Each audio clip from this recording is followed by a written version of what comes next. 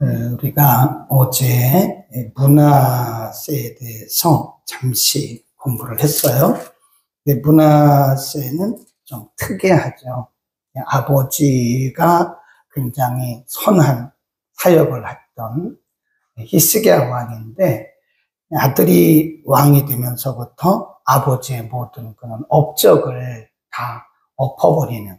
그러니까 히스기야는 굉장히 영적이고 하나님 중심적이고, 그리고 성전을 아름답게 잘 관리도 하고, 또 심지어는 재건하는 그런 사역을 했음에도 불구하고 그 아들 때에 와서 참 그 모든 것들을 다 헐어버리는 것을 보면, 어제 말씀드린 것처럼 우리가 이어받은 것 혹은 우리에게 주신 것들을 잘 관리하고 보존하는 것이 매우 중요하다. 그러니까 우리가 새로운 은혜를 받는 것도 중요하지만 이미 주신 은혜를 잘 관리해서 열매를 맺어야 돼요.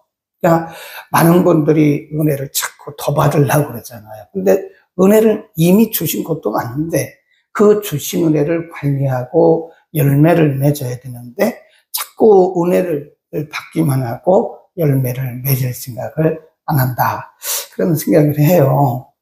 그래서 우리가 이 문화세를 보면서 그렇게 훌륭한 아버지를 두었으면서 어떻게 아들 때에 와서 그럴 수가 있느냐, 예? 그거를 볼 수가 있고요. 그 다음에 이제 문화세가 그렇게 곁길로 갈 때에 하나님이 그에게 징계를 하십니다. 쭉 보면 어제 본문을 우리가 다시 한번 보는 겁니다. 33절로 갑니다. 33장 9절. 유다와 예루살렘 공인이 문하세의 꾀임을 받고 악을 행한 것이 여호와께서 이스라엘 자손 앞에서 멸하신 열방보다 더욱 심하였더라. 10절. 여호와께서 문하세와 그 백성에게 이르셨으나 저희가 듣지 아니한 고로. 이미 벌써 여러 번 하나님이 말씀하신 것 같아요. 회개하라, 돌이켜라. 그런데 듣지 않잖아요. 그러니까 하나님께서 이제 그대는 물리적인 방법을 쓰시는 거예요. 하나님이 우리에게 경고하시는 방법이 여러 가지더라고요. 일단은 우리가 개인적으로 말씀을 묵상할 때 하나님께서 말씀으로 깨닫게 하실 때가 있어요. 말씀으로. 그러니까 말씀을 조명하시고, 때로는 기도할 때 하나님께서 우리에게 조명하세요. 아마 그것이 1차가 아닐까 저는 생각합니다. 그 다음에 2차는 사람을 통해서, 하나님이 오늘 갑자기 우리에게 사람을 보내셔서, 아니면 가까이 있는 사람을 통해, 때로는 자녀를 통해서, 때로는 알지 못하는 사람들을 통해서도 하나님 우리에게 이렇게 경고하실 수 있어요. 그러니까 우리가 꼭 훌륭한 사람, 유명한 사람, 또 믿음 좋은 사람, 그런 사람을 통해서만 하나님 우리에게 경고하시는 것이 아니라, 때로는 전혀 알지 못하는 사람을 통해서도 우리에게 경고할 수 있다. 그 다음에 이제 세 번째가 뭐냐면 물리적인 방법 같아요. 물론 경우마다 다를 수 있고 사람마다 다를 수 있는데, 거기 보면 여러 번 이르셨으나 듣지 아니한 고로 11절에 보면 여호와께서 아수르 왕의 군대 장관들로 와서 치게 하셨다 그랬잖아요. 그 다음에 12절에 보면 저가 환난을 당하여 그 하나님 여호와께 간구하고 그 열주의 하나님 앞에 크게 겸비하여 기도한 거로 하나님이 그 기도를 받으시며 그 간구를 들으시자 저로 예루살렘에 돌아와서 다시, 이게 중요하다고 그랬죠. 하나님이 문하세를 다시 복직시켜요. 그러니까 회개하고 돌이키면 하나님은 누구든지 이렇게 복직을 시켜두신다, 다시 은혜를 주신다 하는 것을 볼 수 있고요. 그래서 14절 이하에 보면 문하세의 업적이 굉장히 훌륭합니다. 네. 회개하고 돌이킨 이후에 그의 업적이 굉장히 훌륭하다. 그래서 어제 그걸 뭐라고 했냐면 빛나는 인생 후반전. 우리가 전반전에 잘못했다 그래서 너무 좌절할 거 없어요. 다시 회개하고 돌이켜서 새로운 마음으로 새로운 삶을 살면 인생 후반전은 더 아름다울 수가 있다. 아멘. 이제 그렇게 해서 이제 다시 회복이 됐잖아요. 그런데 쭉 내려가서 20절에 보면 므낫세가 그 열조와 함께 자매 그 궁에 장사하고 그 아들 아몬이 대신하여 왕이 됩니다. 그렇게 하고 21절에 보면 아몬이 위에 나아갈 때 나이 22세 예루살렘에서 2년을 하고 쭉 보면 아몬에 대해서는 별로 말씀한 게 없어요. 그냥 죄를 지었다, 범죄했다 그 정도밖에 없죠. 23절에 보면 스스로 겸비치 아니하고 더 범죄하더니 그 신복이 반역하여 왕을 궁중에서 죽였다. 암살당한 거예요. 2년 동안 왕으로 있다가 참 안타깝잖아요. 므낫세가 회개하고 돌아와서 다시 빛나는 업적을 세웠는데 그 아들 때 와서 그걸 또 다시 흩어버리는 거예요. 결국은 그가 왕궁에서 암살을 당한 겁니다. 그리고 나서 요시야라고 하는 사람이 왕이 되는 거죠. 오늘 본문에 보면 1절에 요시야가 위에 나갈 때에 몇 살이라고 그래요? 8세. 아주 어린 왕의 요시야보다도 한 살 더 어린 나이에 왕이 된 사람이 있는데 기억하세요? 네, 앞으로 쭉 가봅니다. 24장 1절로 가면 요시야보다 한 살 더 어린 왕이 있어요. 24장 1절 우리 읽어봅니다. 시작. 요아스가 위에 나갈 때 나이 7세라 거기까지는 7살의 왕이 한 살 더 어리죠. 이런 것들을 우리가 보면서 이제 무슨 생각을 해야 되냐면 요시야, 요아스 이 사람들은 7살, 8살에 왕이 됐다. 이런 걸 보면서요 우리가 뭘 생각을 해야 되냐면 이건 하나님의 시간입니다. 나이 많은 사람이 요아스나 요시야보다 얼마나 많겠어요. 근데 하나님이 이런 어린 왕들을 급히 쓰신 것은 하나님의 시간이에요. 하나님의 시간. 무슨 하나님의 시간일까요? 하나님의 백성들을 긍휼히 여기시는 므낫세 때 다시 회복이 돼가지고 개혁이 돼가지고 지금 하나님 중심으로 잘 나가는데 아몬 때 와서 또 이게 무너진다 이게. 네. 무너지니까 하나님의 백성들을 하나님께서 그냥 두실 리가 없죠. 근데 우리가 역사를 쭉 수평선상에 놓고 보면요. 우시야 때도 그랬어요. 그리고 이 요아스 때도 그랬습니다. 2번 거치면 다시 무너지고 2번 거치면 또 무너지고 그런 거예요. 그거 신기하더라고요. 그러니까 2대 왕을 거치면 무너지고 2왕 2대를 거치면 또 무너지고 이게 참 유다 백성들의 그 악한 죄성이 아닌가. 그렇다고 해서 그의 백성들이 무너졌다고 해서 하나님께 버리신 것이 아니라 하나님 바로 어린 왕을 세우시더라. 이것은 하나님의 긍휼이다. 거기서 써놓으세요. 어린 왕을 하나님이 급히 세우신 것은 그의 백성들을 사랑하시는 하나님의 긍휼이다. 그러니까 우리가 이 역사들을 쭉 보면서요, 때로는 참 어려운 시기를 지날 때가 있어요. 야, 이거 참 이 나라가 어려운 게 아니냐, 아니면 이 시대가 어려운 게 아니냐, 한국 교회가 어려운 게 아니냐, 때로는 이 교회가 어려운 게 아니냐, 뭐 가정이 어려운 게 아니냐. 우리가 때로는 우리의 보이는 이 겉으로 보이는 우리의 안목을 가지고 우리의 생각으로 때로는 염려할 때가 있다니까요. 이거 망한 거 아니야? 이거 끝난 거 아니야? 어떤 위기를 만나게 되면 우리는 그런 말을 할 수 있어요. 그런데 우리가 조금 더 한 발 뒤로 물러서서 넓게 바라보면 하나님은 하나님의 백성들을 결코 놓지를 않는다는 겁니다. 우리가 볼 때는 망한 거예요. 어떻게 보면 위기입니다. 우리가 볼 때는 완전히 땅바닥까지 떨어진 거예요. 그러나 하나님은 하나님의 백성들을 결코 놓지 않는다고 하는 하나님의 긍휼을 볼 수가 있고요. 그러니까 우리가 이제 이런 것들을 보면요, 그렇게 걱정을 안 해도 됩니다. 우리가 때로는 굉장히 걱정하잖아요. 이거 끝난 거 아니야? 다 된 거 아니야? 이거 마지막 아니야? 그렇게 생각할 수 있지만 그거는 우리의 생각이고 우리의 관점이지, 또 하나님은 또 다른 사람들을 준비할 수 있다. 우리가 그것들을 봐도 하나님의 백성들은 결코 놓지를 않으세요.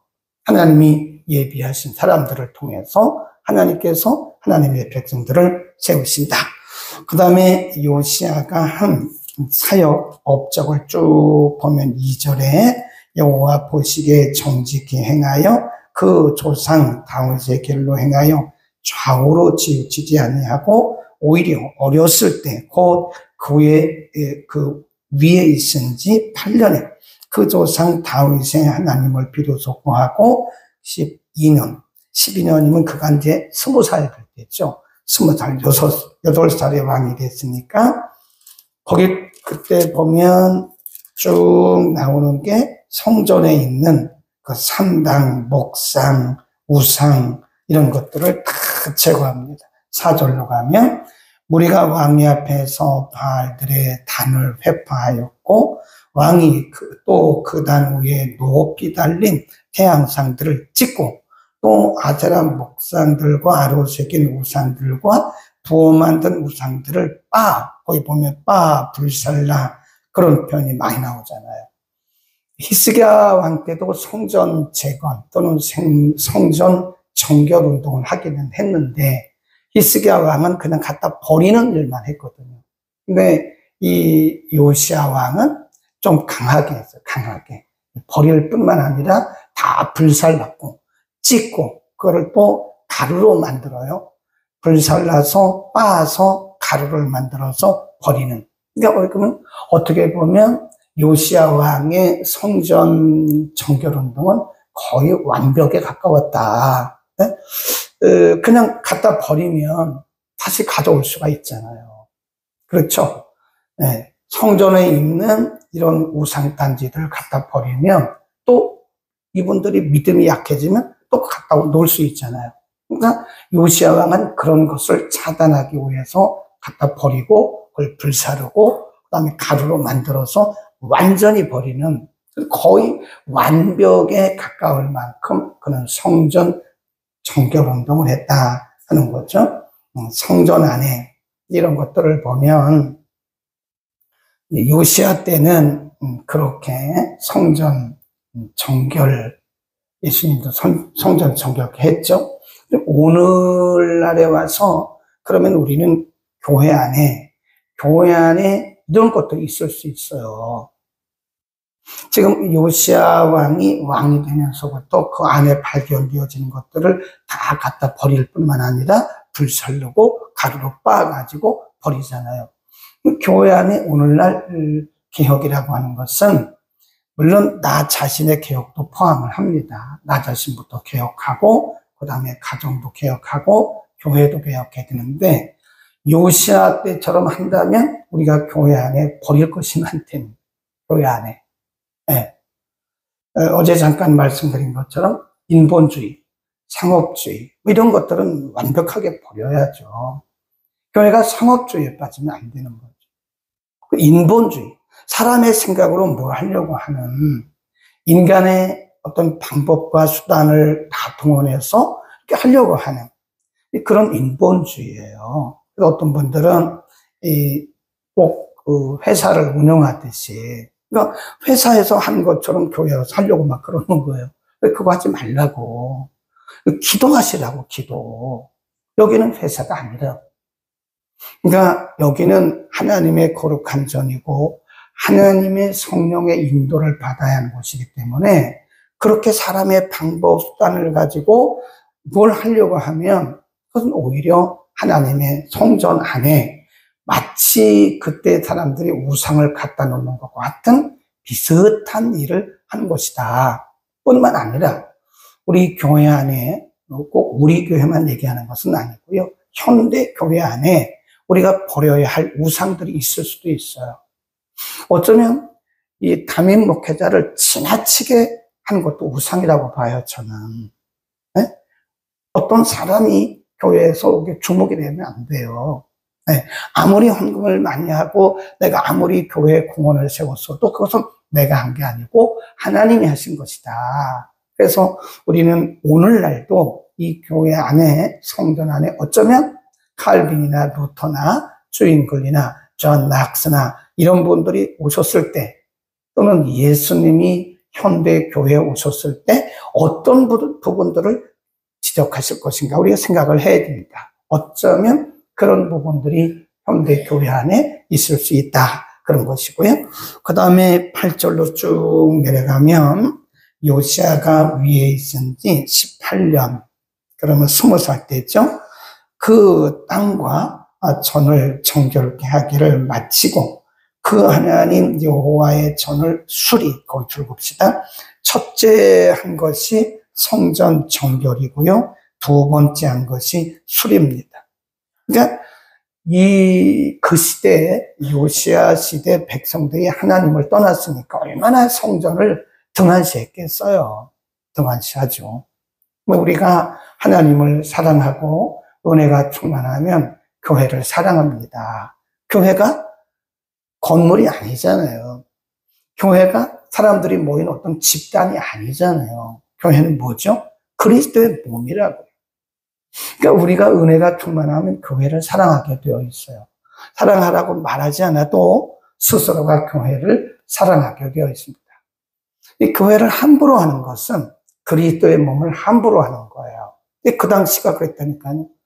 요시아 시대의 사람들이 하나님을, 그 이전 사람들이죠. 하나님을 떠나니까 이 사람들이 다 성전을 함부로 대하는 거예요. 여기저기 퇴락되어 있고 여기저기 먼지가 쌓여 있는 거죠.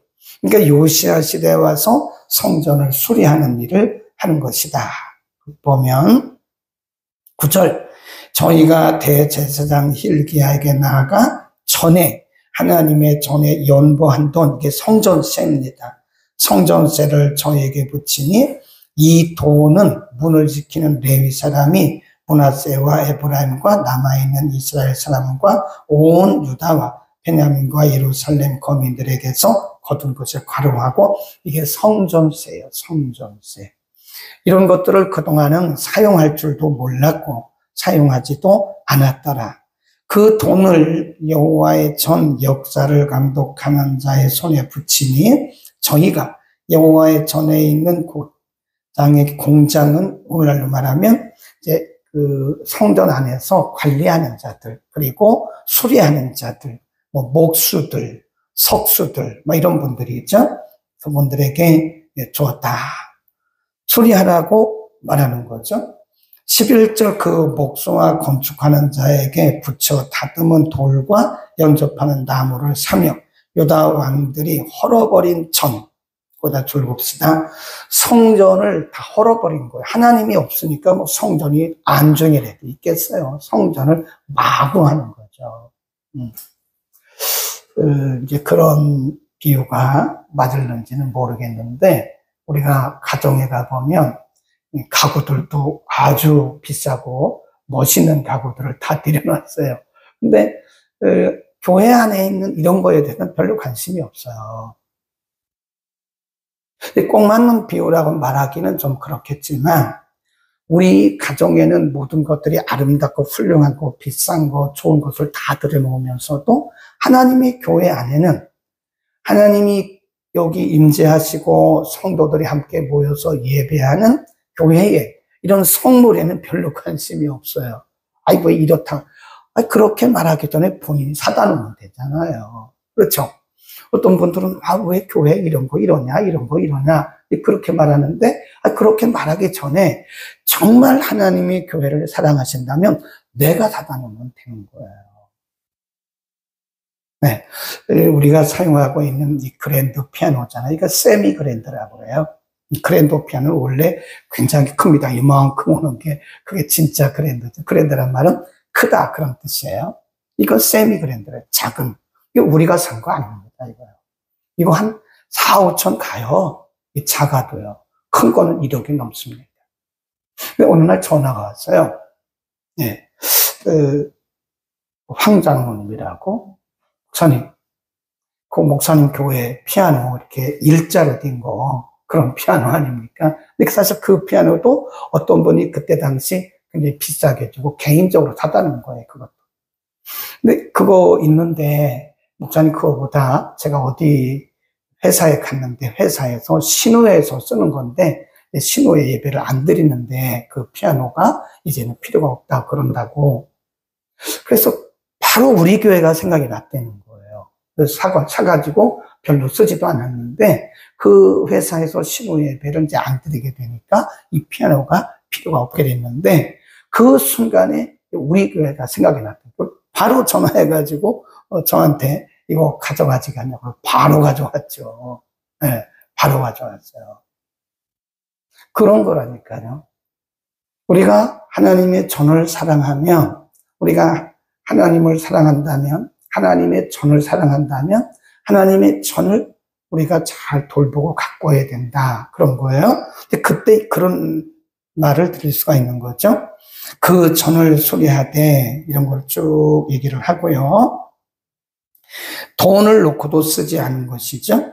12절로 갑니다. 그렇게 해서 공장들에게 이제 붙였는데 12절 시작. 그 사람들이 진실이 그 일을 하니라. 거기까지만 하고요.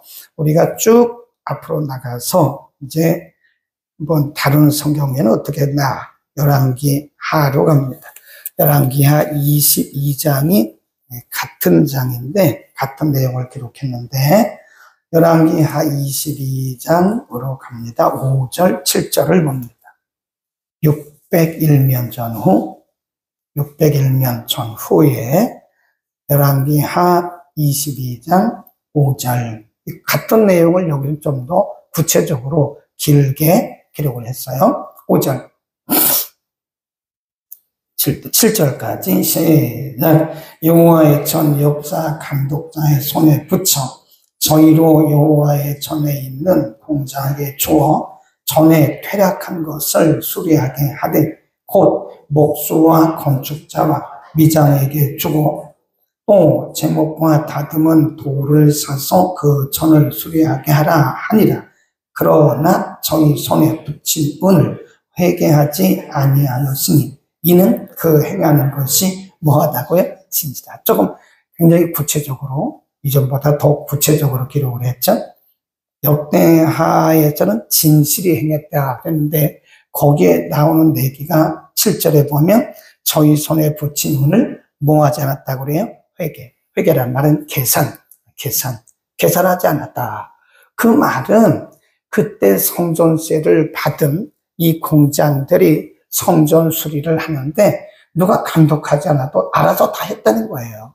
그리고 굳이 뭐 그거 계산하고 오늘날로 말하면 뭐 그거 계산하고 또 따지고 영수증 보고 할 필요가 없다는 거죠. 알아서 진실한 마음으로 그 일을 했다. 저는 이것이 하나님께서 이들의 마음을 감동하셨다고 봐요. 하나님이 하나님의 일을 하실 때는요, 하나님이 준비하신 사람들이 있어요.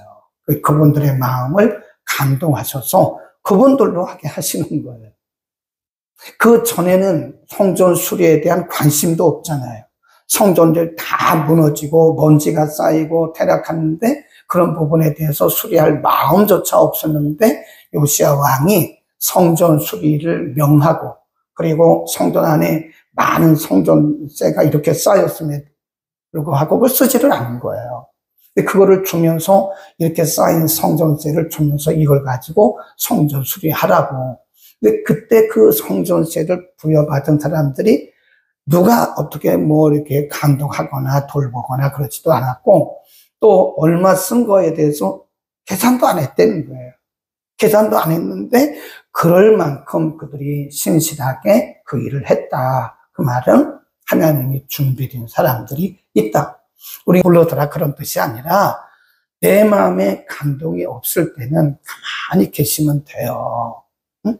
왜 저런 일을 하냐 그렇게 하지 말고 내 마음에 감동이 없을 때는 가만히 계시면 하나님이 누군가의 마음을 감동하셔서 그 일을 하게 하신다는 거죠.